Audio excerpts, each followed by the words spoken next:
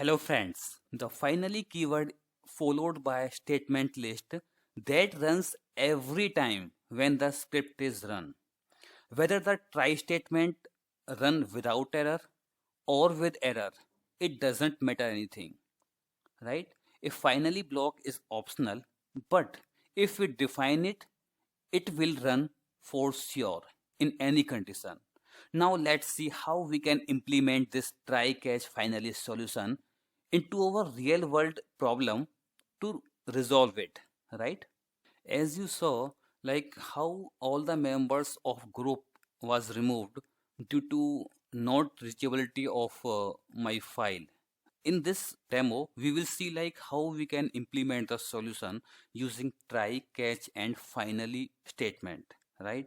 So in background, I have restored all the users in this group. In case if you want to see, you can see like if I have run this command and now if I see the group members, I can see like I have all the members again. Let me write the try catch statement like as we saw the syntax, right? So try, and we can start curly bracket, and we need to enclose all the code for which we want to monitor the error message, and then I need to declare catch block. So I can declare it and maybe suppose just start and close only, right? So that we may not get syntax error at least. As I mentioned, try catch is used to handle only terminating errors. Please keep this thing in mind. But this is not my terminating error. Why I am saying this thing is like error occurred, but my script didn't stop. It keep on running. That's why it created disaster, right? So first of all, to use try catch with this, I need to convert this error into a terminating error, right? For that, what I can use is error action and stop.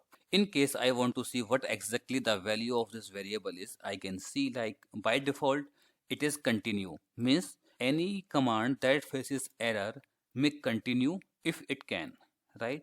To handle this situation with try catch, we need to make it a terminating error, right? For that we need to declare like error action should be stopped. So GC is basically like get hyphen content in case you are getting confused out of this. If in case I get any error in this command, so that will stop my script, right? And or that will generate a terminating error, right? So this is like how we have declared try block, and now I need to define some error message, maybe anything in my catch block, right? So maybe I can define like write host, maybe like escape character. It's a special character, and if I use n after this, it will start a new line, right? So I want that error message should be like this one, and what exactly should be the error message is maybe like dollar underscore. So please keep this thing in mind. Dollar underscore means current item always represents the current error in my catch block. Please make a note of it. Maybe like exception dot message, right? Maybe suppose I want only this thing in my error message, right? So let me try to run this command again and see how it works, right? So I have defined a try block and I have defined a catch block, or also let me define a finally block as well. So though it is optional, but let me define it still, right? So I have defined, and maybe I define like mm, it will write like this is done. Maybe it will write on host, right? So this will give me this message. So though it is optional, but I'm just typing it or I'm just using it just to show you, right? Now let me rename the file to original one so that I can show it as demo. Suppose my HR department comes with no modification in this list, right? Like I have 1 2 3 4 and like that only, right? So, but currently I have all the 11 users in my group, but this list contains less users. So my script should remove extra users which are not there in the list, right? So if I run this, you can see like extra users have been removed which are not there in the list, like 3, 6 and 9 has been removed. Means after adding try, catch and finally block, my script is working perfectly, right? So suppose next day HR department comes and it removes one more user, maybe user number 7, and I am running the script in midnight. So let's see what happens. So my script has removed user 7, means my script is working absolutely fine, right?